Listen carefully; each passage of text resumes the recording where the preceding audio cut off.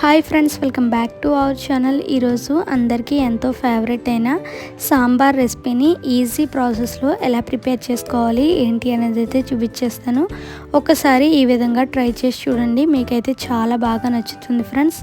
ఇంకా లేట్ చేయకుండా వీడియోలోకి అయితే వెళ్ళిపోదాము. ముందుగా సాంబార్ కావాల్సిన ఐటమ్స్ అయితే చూద్దాం. ఫ్రెండ్స్, చేసి పెట్టుకున్న కందిపప్పు, అలాగే ఒక పెద్ద నిమ్మకాయ సైజ్ అంతా చింతపండునైతే ఈ విధంగా నానబెట్టుకోవాలి.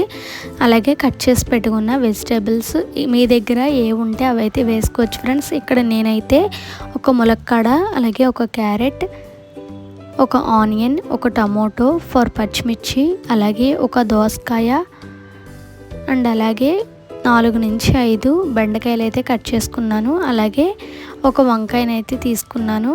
మెయిన్గా సాంబార్లోకి దోసకాయ కానీ ఆనపకాయ కానీ ఏదైనా ఒకటి ఉంటే మంచి టేస్ట్ అయితే ఉంటుంది ఫ్రెండ్స్. మీ దగ్గర 2 అవైలబుల్గా ఉంటే మీరు 2 అయితే వేసుకోవచ్చు.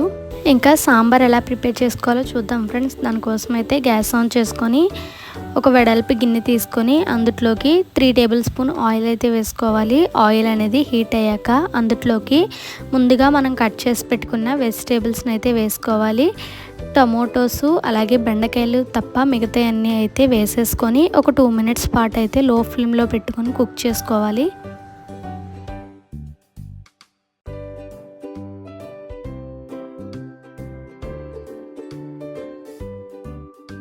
టూ మినిట్స్ తర్వాత చూస్తే వెజిటేబుల్స్ అయితే కొంచెం మెత్తగా అయినాయి కదా ఫ్రెండ్స్. ఇప్పుడు అందులోకి కట్ చేసి పెట్టుకున్న బెండకాయలు, అలాగే టమోటాలు, వంకాయలను కూడా అయితే వేసేసుకొని ఇంకొక 2 మినిట్స్ పాటు అయితే ఆయిల్లో ఫ్రై చేసుకోవాలి. ఇలా ఆయిల్లో వెజిటేబుల్స్ ఫ్రై చేసుకోవడం వల్ల ఏంటంటే సాంబార్ అనేది చాలా టేస్టీగా అయితే ఉంటుంది ఫ్రెండ్స్. ఒకసారి మీరు కూడా ఈ విధంగా ట్రై చేయండి. వెజిటేబుల్స్ అన్నీ కూడా ఆయిల్లో చక్కగా కుక్ అయిపోయినాయి కదా ఫ్రెండ్స్. ఇప్పుడు అందులోకి ముందుగా మనం కుక్ చేసి పెట్టుకున్న కందిపప్పును అయితే అందులో వేసేసుకోవాలి. ఆ తర్వాత అందులోకి ఒక గ్లాస్ వాటర్ కూడా వేసేసుకొని బాగా మిక్స్ చేసేసుకొని ఒక 2 మినిట్స్ పాటు అయితే కుక్ చేసుకోవాలి.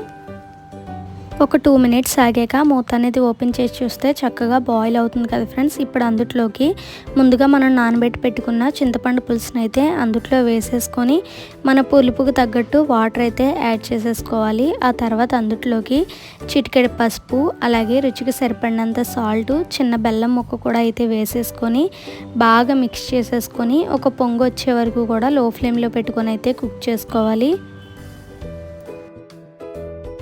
సాంబార్ అయితే చక్కగా మరుగుతుంది కదా ఫ్రెండ్స్. ఇప్పుడు అందులోకి ఒక స్పూన్ కారం, అలాగే 2 స్పూన్ల సాంబార్ పొడి అయితే వేసేసుకొని ఒక 5 మినిట్స్ పాటు అయితే బాగా మరగనిచ్చుకోవాలి.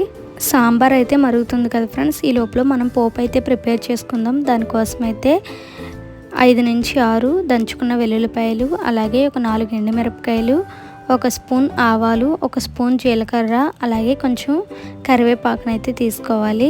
ఇంకా పోపు అయితే ప్రిపేర్ చేసుకుందాం ఫ్రెండ్స్. దానికోసం అయితే గ్యాస్ ఆన్ చేసుకొని ఒక కడాయి పెట్టుకొని అందులోకి ఒక 2 టేబుల్ స్పూన్ ఆయిల్ అయితే వేసుకోవాలి. ఆయిల్ అనేది హీట్ అయ్యాక అందులోకి ముందుగా మనం దంచి పెట్టుకున్న వెల్లుల్లిపాయలను అయితే వేసేసుకొని కొంచెం అయితే ఫ్రై చేసేసుకోవాలి. ఆ తర్వాత అందులోకి ఒక స్పూన్ జీలకర్ర, అలాగే ఒక స్పూన్ ఆవాలు, ఎండుమిరపకాయలు, కరివేపాకు కూడా అయితే వేసేసుకొని చిటపట్లాడే వరకు అయితే లో ఫ్లేమ్లో పెట్టుకొని అయితే ఫ్రై చేసేసుకోవాలి. ఇంకా పోపు అయితే రెడీ అయిపోయింది కదా ఫ్రెండ్స్. ఇప్పుడు మరుగుతున్న సాంబార్లోకి అయితే ఈ పోపు అనేది వేసేసుకొని ఒకసారి అయితే బాగా మిక్స్ చేసేసుకోవాలి. ఆ తర్వాత అందులోకి ఒక స్పూన్ పచ్చి కొబ్బరి పొడి కూడా వేసేసుకొని బాగా మిక్స్ చేసేసుకొని కొత్తిమీరతో సర్వ్ చేసేసుకుంటే ఎంతో రుచికరంగా సింపుల్గా చేసుకునే సాంబార్ రెసిపీ అయితే రెడీ ఫ్రెండ్స్. అంతేనండి, చాలా సింపుల్ అండ్ చాలా టేస్టీగా అయితే ఉంటుంది.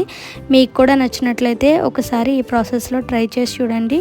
ట్రై చేసి ఎలా వచ్చింది ఏంటి అనేది నా కామెంట్ సెక్షన్లో కామెంట్ చేసేయండి ఫ్రెండ్స్. Okay, bye friends.